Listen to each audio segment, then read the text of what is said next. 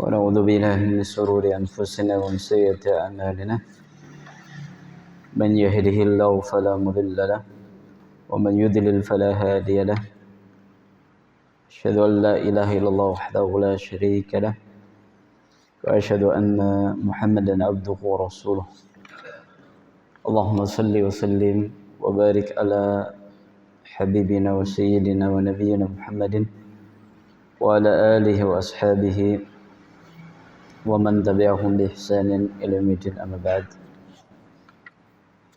Hadirin jamaah salat maghrib, para bapak, para ibu, sepuh, sekalian sepuh, rahimani wa rahimakumullah. Alhamdulillah, tidak bosannya lisan kita memuji Allah Subhanahu wa taala ketika Allah membolehkan kepada kita semuanya untuk menikmati semua yang ada di sekitar kita, dari berbagai macam makanan, minuman, pakaian, tempat tinggal, kendaraan, dan seterusnya, yang mana Allah SWT mencukupkan dari kenikmatan tersebut dengan ucapan Alhamdulillah. Padahal kalau kita mau bandingkan antara nikmat dengan syukur yang kita ucapkan, itu tidak berbanding lurus. Makanya Allah SWT mengatakan wa qalilun min ibadiya syakur, dan sedikit sekali dari kalangan para hambaku yang pandai bersyukur.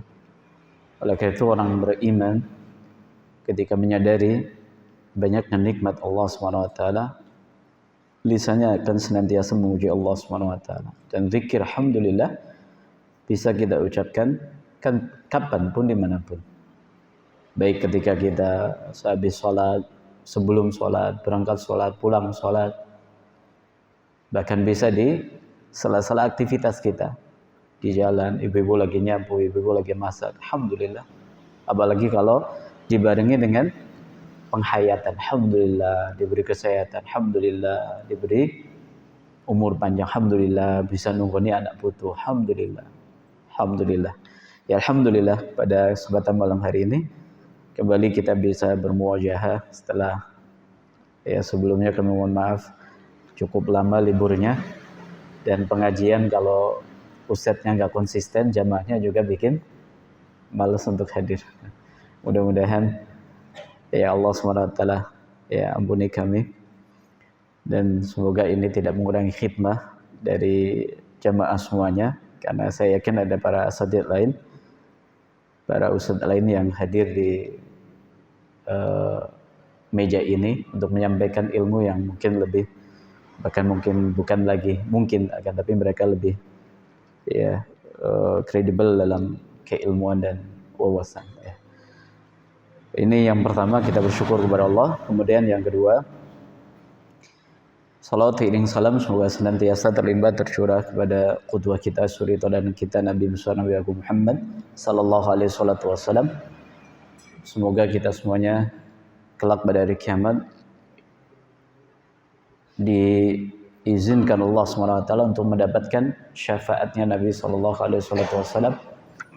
Dan syarat utama untuk bisa mendapatkan syafaatnya Nabi adalah ittiba, mengikuti, meneladani Nabi sallallahu alaihi wasallam. Ini syarat utama. Kalau kita ingin mendapatkan syafaatnya Nabi sallallahu alaihi wasallam, ikuti Nabi sallallahu alaihi wasallam dari A sampai Z. Tidak prasmanan. Tidak prasmanan. Artinya apa? Angger kepengen diciut, angger ora kepengen tinggal. Kalau kita kondangan prasmanan, mau bakso atau makan. Dalam kita meneladani Nabi, mengikuti Nabi nggak bisa prasmanan seperti ini. Jadi apapun yang datang dari Nabi sallallahu alaihi wasallam, baik yang kita sukai ataupun yang kurang seret dengan kita, maka wajib untuk dikerjakan. Itu yang namanya apa? Ittiba, agar kita mendapatkan syafaatnya Nabi sallallahu alaihi wasallam. Semoga kita semuanya diberi syafaatnya Nabi sallallahu alaihi wasallam kelak pada hari kiamat. Allahumma amin. Semoga salat dan salam terlimpah tercurah kepada keluarga beliau, para sahabatnya, dan umatnya hingga hari akhir nanti. Hadirin yang dirahmati Allah taala, tema kita pada kesempatan malam hari ini Kalau biasa kita bahas kitab Riyadhus Shalihin, ya karena ini mungkin sebulan sekali, mungkin lebih tematik dan kita sesuaikan dengan momen. Dan pada kesempatan malam hari ini, mungkin momen yang terdekat dengan kita adalah momen kurban. Adalah momen apa? Kurban. Sehingga tema kita pada kesempatan malam hari ini berkaitan masalah kurban. Berkaitan dengan masalah kurban. Tapi kita tidak bahas secara lengkap dari A sampai Z-nya, karena ini butuh waktu yang lebih lapang, lebih luas, mungkin beberapa pertemuan. Kalau kita mau bahas dari awal sampai akhir, kita akan ambil poinnya saja, yang barangkali ini banyak memberi wawasan kepada kita semuanya. Yaitu terkait dengan apa sih hukum ketika seseorang sudah mentakyin hewan ternak sebagai kurbannya. Apa hukum seseorang ketika sudah mentakyin? Sudah mentakyin berarti apa? Sudah ditentukan. Ini kambing buat kurban. Ini sapi buat kurban. Ternyata ini ada hukum. Ada konsekuensinya nanti. Ada hukum dan juga ada konsekuensinya. Umpamanya kita itu melihara kambing, kemudian diriti bakul. Pak, wedhus saya betul, mboten. Arep nggo kurban. Mau buat kurban. Ini berarti sudah ditakyin namanya. Sudah di apa? Takyin. Artinya sudah di apa bahasa ininya? Sudah siapkan, ya, binatang ini, hewan ini sudah kita siapkan buat kurban tahun ini. Ini ada konsekuensi hukumnya, Bapak Ibu. Yang mana pembahasan ini kita ambilkan dari kitab Talkhisu Kitabi Ahkam Udhiyah wa Zakah, ringkasan hukum kurban dan juga menyembelih, dari penulisnya Syekh Muhammad Ibn Shalih Al-Utsaimin rahimahullah ta'ala di pasal yang kelima. Berarti ini sudah di pertengahan, ya. Kata beliau, fima tata'ayyanu bihi udhiyah wa ahkamuhu, berkaitan dengan penentuan hewan ternak sebagai hewan kurban dan juga hukum yang berkaitan dengannya. Poin pembahasannya apa? Orang ketika sudah menentukan hewan ternak sebagai calon kurbannya, ini bagaimana? Kata beliau, tata'ayyanu udhiyatu biwahidin min amrayni. Kapan sih seseorang itu dikategorikan sudah mentakyin? Kapan seseorang itu sudah dikategorikan menyiapkan hewan kurbannya? Kapan dikatakan dia sudah mengatakan sudah punya hewan kurban? Kata beliau ada dua. Ada dua cara. Yang pertama ahadihima al-lafdhu. Yang kedua dengan ucapan.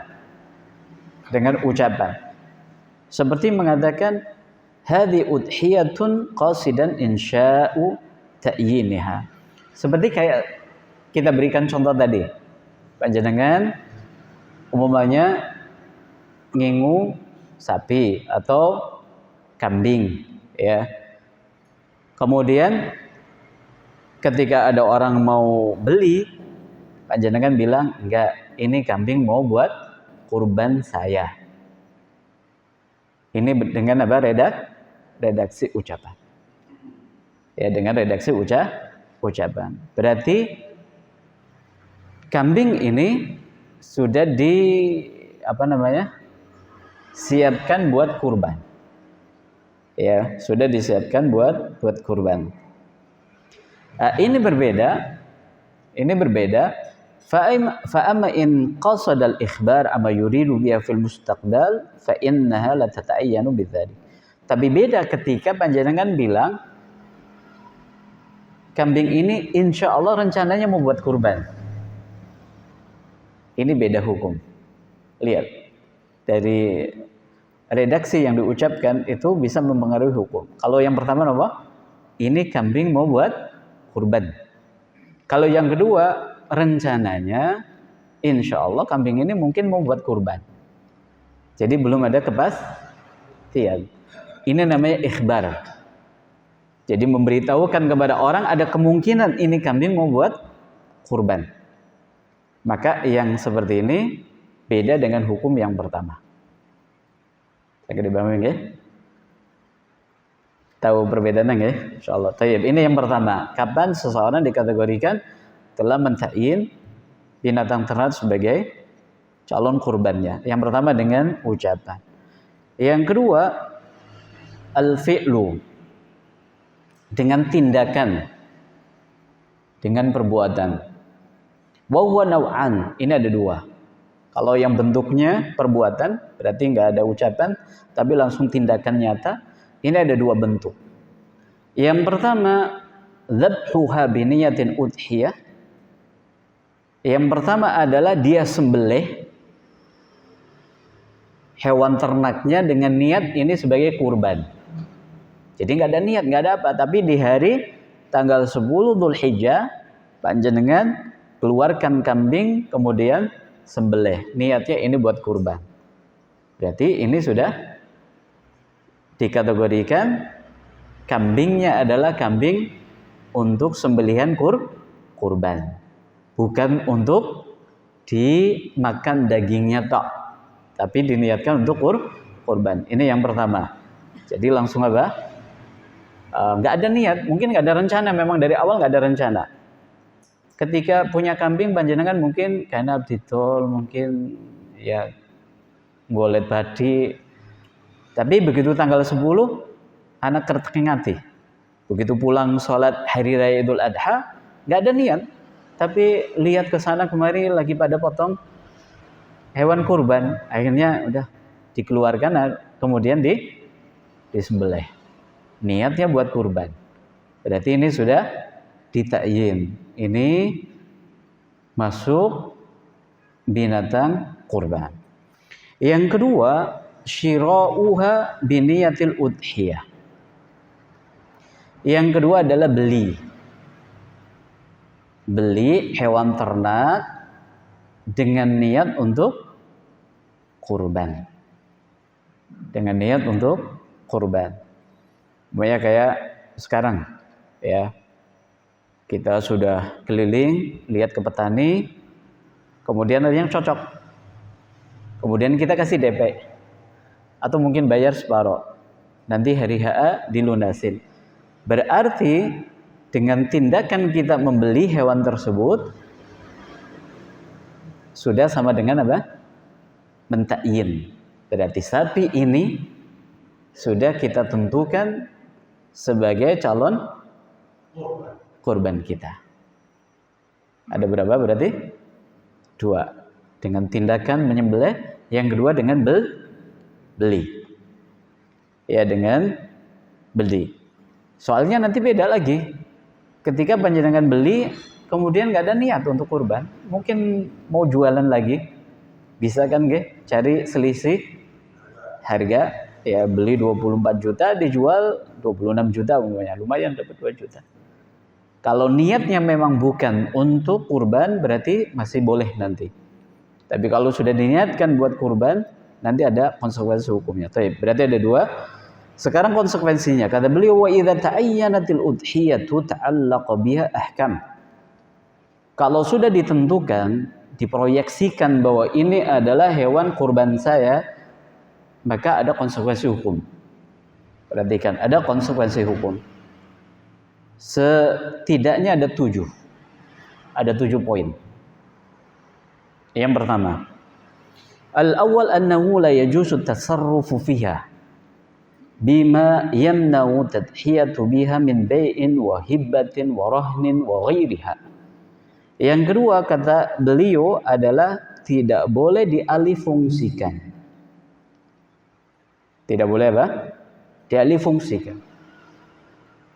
Yang menghalangi binatang tersebut untuk disembelih. Contohnya apa? Didol meli. atau dibuat barang gadai atau dihadiahkan. Ya, wis nggo jenengan iki ya. Ini enggak boleh. Atau dibuat barang jaminan, gadai. Ini juga tidak boleh. Atau dijual. Atau dijual. Ini kalau sudah apa? Ditentukan. ini kambing mau buat kurban, maka ini kambing nggak boleh dijual, tidak boleh dijual. Ada sebuah kaidah Bapak Ibu yang dikatakan oleh para ulama, ana kullama yukhriju lillah, ana kullama yukhriju lillah la yajuzu intiqalu milkiha. Sesuatu yang sudah kita keluarkan untuk Allah, sesuatu yang sudah kita keluarkan untuk Allah, maka tidak boleh diganti. Tidak boleh diganti. Contoh, umpamanya kita wakaf sajadah ke masjid, harga 250.000. Kemudian kita pikir-pikir, ganti berapa ya? Tuku sing rega-rega 100.000. Yang 250.000 diambil yang di masjid yang sudah diwakafkan, kemudian kita ganti dengan yang 100.000. Boleh? Tidak boleh. Hukumnya tidak boleh. Kenapa? Karena ini sudah kita keluarkan lillah. Kalau dalam ungkapan orang Jawa bilang, nyuwun sewu napa? Angger wis jadi tidak layak, tidak etis orang yang sudah meludah kemudian napa? Didilat maning, kata sedekah nggih.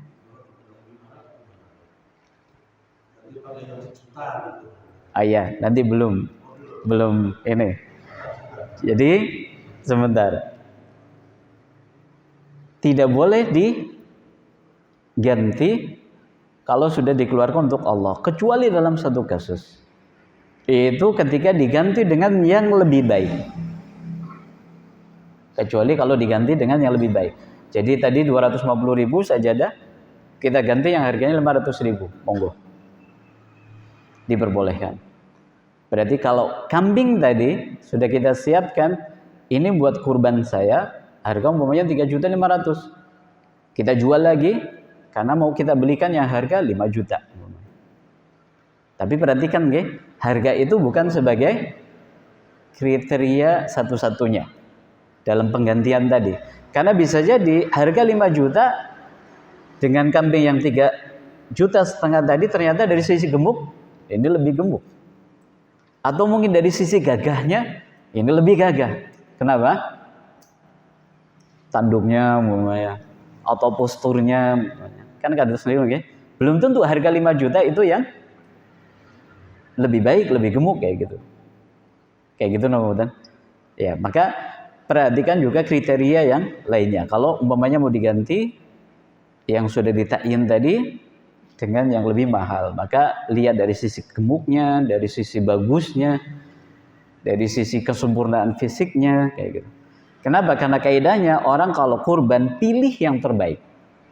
Nabi SAW dalam hadis Anas bin Malik, beliau berkurban dengan 2 ekor domba yang aqranaini amlahaini, yang bertanduk, kemudian warna dan juga postur tubuhnya itu gagah gitu ya, dipandang itu ya enak kayak gitu. Kan ada kambing-kambing yang kalau kita lihat senang langsung gitu. Nah ini kambingnya Nabi SAW yang buat kurban. Dari situ diambil sebuah kesimpulan hukum bahwa orang kalau berkurban pilih yang terbaik. Yang kalau sapi gemuknya atau mungkin posturnya kayak gitu. Jadi bukan pilih yang sim penting sapi, sim penting wedhus. Makanya ketika ada pertanyaan, "Oli apa ora kurban karo wedhus majir?" kayak gitu ya. Secara hukum boleh. Secara hukum boleh. Sebagaimana boleh enggak kurban dengan kambing betina? Secara hukum boleh. Karena bukan syarat kurban itu harus yang jantan, bukan syarat. Boleh betina. Tapi tentunya dengan betina akan jauh lebih sempurna. Kayak gitu ya, lebih sempurna. Taib ini yang pertama. Ya, ini yang pertama. Jadi kalau sudah ditentukan ini sebagai hewan kurban, tidak boleh dialihfungsikan. Kalau memang motifnya pribadi tadi, mungkin dijual karena ada yang mau beli mahal, kemudian nanti kita bisa belikan lagi, kayak gitu. Itu nggak boleh. Jadi kalau sudah kita tentukan ini untuk Allah, sudah ikhlas, pokoknya untuk Allah, lillah. Ini yang pertama. Yang kedua, annahu idza mata ba'da ta'yiniha lazima warathatu tanfidhuha. Kalau sudah ditentukan ini sebagai calon hewan kurbannya, kemudian Allah takdirkan dia meninggal. Dia meninggal. Maka wajib bagi ahli warisnya untuk meneruskan niatnya. Jadi hewan tersebut nggak boleh dijual, nggak boleh dialihfungsikan, tapi harus dijadikan sebagai hewan kurban, sekalipun pemiliknya telah meninggal dunia. Wasiat berarti ini. Makanya di sini ada pembahasan apa sih hukum orang ketika berkurban diniatkan untuk keluarga yang telah meninggal dunia, di atas namakan mereka. Umumnya buat ibu kita yang telah meninggal dunia, ayah kita yang sudah meninggal dunia, apa hukumnya? Para ulama beda pendapat. Kalau dalam kasus ini maka boleh, karena ini masuk pada hukum wasiat. Jadi umumnya selama hidupnya kita pernah dengar dia ada keinginan, beliau ada niatan untuk kurban, ini berarti wasiat. Diambil dari harta warisnya kemudian dibelikan buat beli kambing atau sapi sesuai dengan wasiatnya. Tapi kalau nggak ada wasiat, apa hukumnya? Kata para ulama lebih baik tidak. Dan di atas namakan orang yang masih hidup.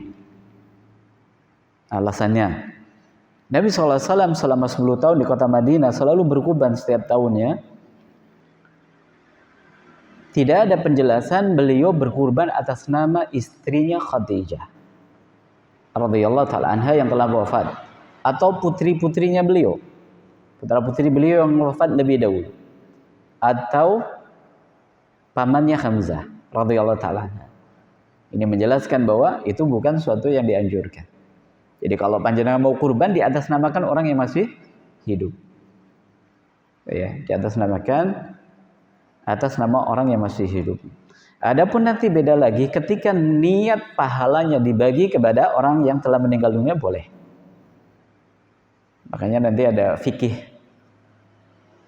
mana yang lebih afdal, sahibul kurban mewakilkan kepada panitia dalam menyembelih atau disembelih sendiri. Dan lebih afdal sembelih sendiri.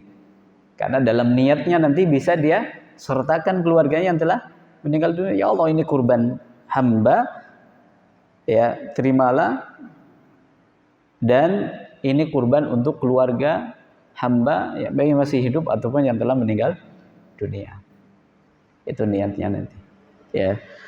Baik, ini kalau seandainya seandainya orang yang sudah niat akan kurban Allah takdirkan meninggal dunia. Beda lagi ketika kasusnya ini kambing belum ditakyin. Belum ditakyin. Jadi belum ditentukan ini buat kurban. Lalu pemiliknya qadarullah meninggal. Maka bagi ahli warisnya bebas. Mau dijual boleh, mau disembelih boleh. Karena ini masuk kepada harta waris. Niki ingkang nomor pinten? Kali ya, nomor 2. Nomor 3 konsekuensi hukumnya. Annahu la yastaghillu syai'an min manafi'iha fala yasta'malha fi harthin wa nahwihi. Tidak boleh dipekerjakan. Tidak boleh dipekerjakan. Jadi kalau sudah ditentukan ini sapi mau buat kurban, nggak boleh dibuat bajak. Nggak boleh buat bajak. Ya, tidak boleh dipekerjakan. Umumnya panjenengan mau kurban pakai onta. Wah, ini masih ada jeda waktu. Ya, berapa puluh hari sampai di hari H, oh lumayan dibawa ke alun-alun Purwokerto kemudian muter 20.000. sing numpak bayar. Ini nggak boleh. Karena apa? Ini sudah kita siapkan untuk Allah. Ini sudah kita siapkan untuk Allah. Ini yang berapa? Nomor 3. Ya kalau di sini enggak ya, kalau di daerah timur masih ada ya, kayak daerah Lamongan, Tuban itu masih ada yang bacak pakai apa? Pakai sapi, ya pakai sapi. Sekalipun sudah mulai jarang, tapi masih ada 1-2. Ya petani yang bacak pakai sapi. Kalau kita sudah nggak ada, ya. Yang keempat, annaha idza ta'ayyabat 'aiban yamna'u minal ijza'. Kalau sampai hewannya cacat. Kalau sampai hewannya cacat. Jadi ini sudah kita tentukan. Ini kambing mau buat kurban saya tahun ini. Lalu cacat. Dan kita tahu di antara salah satu hukum ya tidak boleh berkurban adalah ketika binatangnya cacat. Salah satu cacat yang enggak boleh untuk dijadikan hewan kurban pada binatang adalah apa ini? Ini matanya orang yang deleng nama. Apa namanya? Buta. Itu enggak boleh. Pincang salah satu kakinya. Ini juga tidak boleh, itu contoh ya. Hanya sekedar contoh. Maka dalam kondisi tadi, cacat tadi, ada dua kemungkinan. Kemungkinan yang pertama, ayakuna dzalika bi fi'lihi aw tafritihi. Yang kedua adalah karena dia sebagai penyebabnya. Jadi pemiliknya sebagai penyebab kecacatan pada kambing tadi, pada sapi tadi. Umane nggih. Waduh saya wis dirambanna diritna, begitu dikasihkan isi gelemberan baik, jengkel digebuki, matanya picek ya. Kenapa? Karena emosi, wis dirambanna wis diritna malah ora doyan. Akhirnya emosi dipukul, matanya buta. Atau mungkin dikumpulkan dengan yang lainnya yang agresif, kemudian akhirnya jadi apa? Tarung, kemudian cacat. Ini berarti apa? Keteledorannya. Jadi ada dua, sebab memang dia penyebabnya atau keteledorannya. Maka dalam kasus ini fayajibu alai ibdaluha bimithliha ala sifatiha wa akmal. Dalam kasus ini dia sebagai penyebab kecacatan pada binatang tersebut wajib untuk diganti. Yang semisal atau yang lebih baik. Kudu napa? Diganti. Makanya ini nanti ketika kita sebagai panitia, kadang kita agak kurang hati-hati ketika menurunkan. Jadi ini diturunkan kemudian dipaksa. Kemudian sapinya apa? Anjlok dengklang. Ya, kalau cedera biasa mungkin nggak apa-apa, tapi kalau sampai cacat berarti permanen, ya.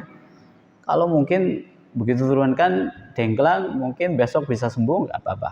Tapi kalau sampai cacat permanen itu yang wajib diganti. Kalau kita penyebabnya. Baik. Yang kedua, kemungkinannya ayakuna ta'ibuha biduni fi'li minhu wala tafrid. Yang kedua adalah karena sebab lain. Bukan karena dia sebab penyebabnya, bukan pula karena dia teledor. Contohnya bagaimana? Ya mungkin dia cacat.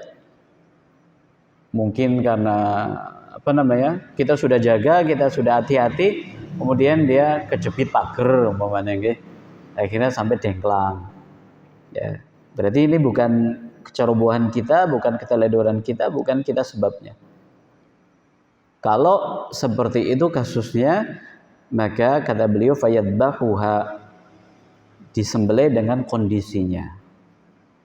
Ya, disembelih dengan kondisinya. Wa tudzi'uhu, dan itu sudah masuk dalam kategori sah. Ya. Kenapa? Karena ini cacat bukan karena sebabnya. Baik. Kemudian yang keberapa? 5. Yang kelima. Annaha idza da'at aw suriqat. Kalau umpamanya kasusnya sampai hilang, dicuri. Hilang, dicuri. Jadi umpamanya kita minta dikirim malam takbiran. Besok disembelih, minta dikirim malam harinya. Kemudian dicuri. Ya, kemudian curi. Bagaimana hukumnya? Maka dalam kasus ini ada dua kemungkinan. Ada dua kemungkinan. Yang pertama, ayakuna dzalika bitafritin minhu. Yang kedua karena kecerobohannya, keteledorannya. Jadi jaluk dikirim wengi, kemudian dijagani dewek sapi papat, gawa kopi, gawa apa, jam 09.00 malah turu. Jam 2 sapine bubar kabeh. Alias napa? Dicuri semuanya. Kayak seperti daerah timur nggih, daerah timur. Kita kalau ke daerah Solo ke sana itu sapi ada di dapur. Anak-anak pedangan. Kandangnya ya, kena nggak Pak? Hilang. Jadi di daerah timur Bapak Ibu, karena mertua saya orang Jawa Timur, ya orang Tuban. Itu kadang ada cerita dan mertua. Ada spesialis pencuri daging sapi. Ada spesialis pencuri daging sapi. Gimana caranya? Jadi ini sapi disembelih di lokasi, diambil dagingnya kemudian dibawa pergi. Dalam durasi hitungan menit. Spesialis memang. Jadi disembelih, diambil dagingnya tok, ditetel nggih, dagingnya tok, kemudian jeruan karo kulit karo apa? Karo tulangnya ya di situ di kandang.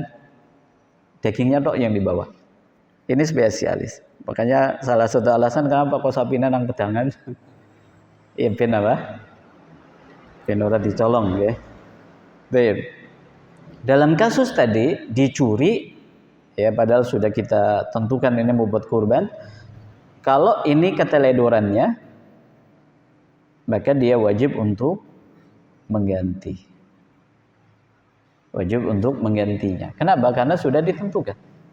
Hilang karena dia sebabnya teledor. Yang kedua, ayakuna dzalika biduni tafrid. Kemungkinan yang kedua, ini dicuri bukan karena keteledorannya. Dia sudah jaga, sudah, tapi memang Allah takdirkan hilang, dicuri. Sudah dijaga, sudah dirondain, ya kemudian hilang. Maka dalam masalah ini fala dhamana alaihi. Tidak ada ganti rugi. Tidak ada ganti rugi. Sudah hilang. Ya sudah hilang. Mau gimana lagi? Ya. Cuma masalahnya seperti ini. Bagaimana kalau sapi yang dicuri tadi ditemukan?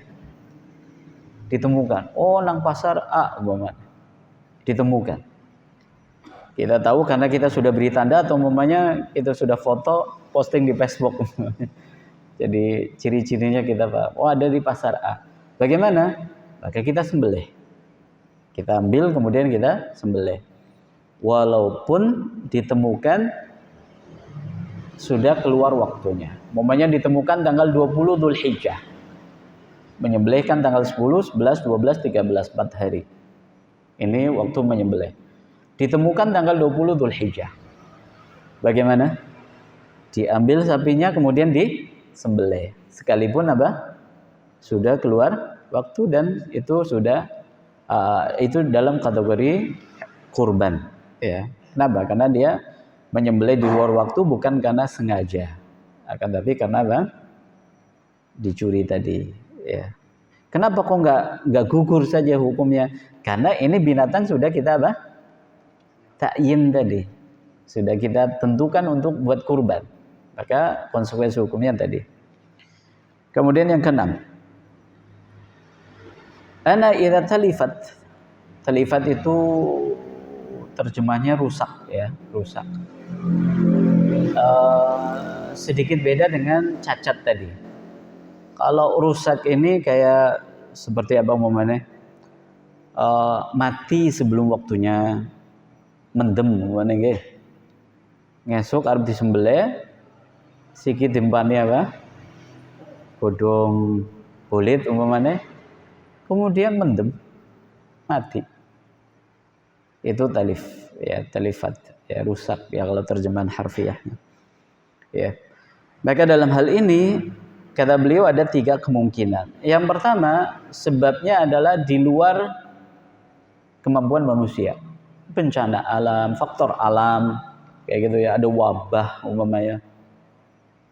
Kita sudah tentukan ini kambing mau buat apa? Kurban, tapi ada wabah, kena penyakit mati.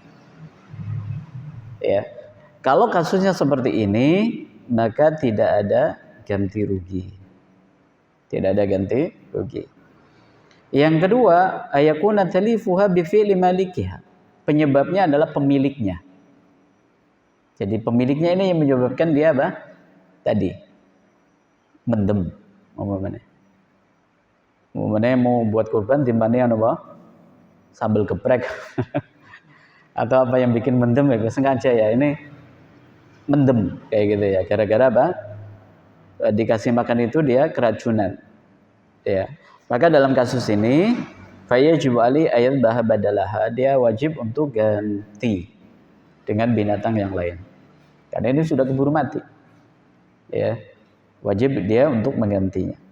Yang ketiga yakun at-talifu bi fi'li adami ghairi malikiha. Yang ketiga adalah disebabkan oleh pihak lain. Disebabkan oleh pihak lain. Contoh ya. Umpamanya dirampok umpamanya. Ya, dibegal umpamanya. Atau kayak tadi mau dicuri kemudian keburu kewenangan. Tapi keburu apa? Umpamanya kakinya dengklang umpamanya. Atau apa kayak gitu ya. Maka dalam kondisi yang seperti ini ya dia apa? Tidak ada kewajiban untuk menggantinya. Kecuali kalau seandainya yang menyebabkan tadi ya bisa kita mintai pertanggungjawaban. Maka dia yang punya tanggung jawab untuk ganti. Kemudian yang terakhir yang ketujuh. Innaha idza dhubihat qabla waqti dzabh. Kalau disembelih sebelum waktunya. Ini panitia umpamanya. Jadi ada orang menyembelih hewan kurban ya bersubuhan. Alasannya supaya tayang nyate gasik. Boleh atau tidak? Gak boleh, karena waktu menyembelih itu diawali sehabis salat hari raya. Salatnya nggih, salatnya. Bukan khutbah. Tapi sehabis salat. Jadi kalau umpamanya ada orang nggih, umpamanya ibu-ibu mau menyembelih sendiri, ini enggak berangkat salat hari raya.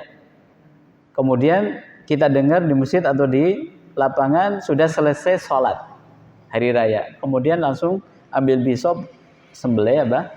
Kambingnya itu boleh, sekalipun ini masih sedang khutbah, karena waktu menyembelih itu diawali dengan selesainya sholat hari raya Idul Adha. Okay. Ini kalau kasusnya seandainya disembelih sebelum waktu. Maka tidak sah. Wajib bagi dia untuk mengganti rugi. Ya. Kenapa? Karena sudah ditakyin. Mau nyembelih kasihkan. Ya. Wajib bagi dia untuk mengganti. Baik. Sekarang kasusnya disembelih setelah masuk waktu, akan tetapi diwakilkan. Kemudian si wakilnya dia salah niat, diniatkan untuk sendiri. Jadi ini umumnya dia tukang jagalnya, nyembelih hewan kurban, kemudian diniatkan untuk sendiri. Bagaimana ini? Maka tidak sah untuk pemiliknya. Hewan kurban itu menjadi milik si penyembelih. Sehingga dia wajib untuk ganti rugi. Untuk apa? Membelikan hewan kurban yang baru. Makanya di antara fikihnya pula ya, sohibul kurban itu idealnya adalah yang menyembelih sendiri. Yang menyembelih sendiri. Apakah disyaratkan harus hadir? Mungkin kalau dalam kasus seperti ini mungkin iya. Sebagai bentuk hadiah jenengan mau nyembelih niatnya apa ya? Takutnya apa? Diniatkan sendiri. Nah ini Bapak Ibu ya 7 hukum kaitannya dengan apa namanya? Konsekuensi dari hewan ternak yang sudah diproyeksikan buat kurban. Ada berapa? Ada 7. Pertama, nggak boleh dialihfungsikan. Yang kedua, tidak boleh. Kalau meninggal pemiliknya maka harus dilanjutkan, harus disembelih. Yang ketiga, tidak boleh buat bekerja. Yang keempat, kalau cacat, maka ada 2 kemungkinan. Yang kelima, kalau hilang atau dicuri, ada 2 kemungkinan tadi. Yang keenam, kalau rusak, ada 3 kemungkinan. Kemudian yang ketujuh, kalau disembelih sebelum waktunya. Wallahu a'lam bishawab. Mudah-mudahan bisa menambah wawasan kita. Banyak hukum sebetulnya di masalah menyembelih yang perlu dikaji, kayak kolektif, kurban. Ya, umpamanya satu masjid iuran untuk beli sapi. Itu bagaimana hukumnya seperti itu. Atau dalam masalah mentasarufkan daging dan seterusnya. Wallahu a'lam bishawab. Ya, mudah-mudahan bisa dibahas oleh para ustadz yang lainnya. Kalau ada pertanyaan monggo. Udah masuk azan. Sudah selesai berarti. Tayyib. Barakallahu fikum, mudah-mudahan bermanfaat. Kita cukupkan sampai di sini dengan membaca doa kafaratul majlis. Subhanakallahumma wa bihamdika asyhadu an la ilaha illa anta astaghfiruka wa atubu ilaik. Billahi taufiq wal hidayah. Assalamualaikum warahmatullahi wabarakatuh.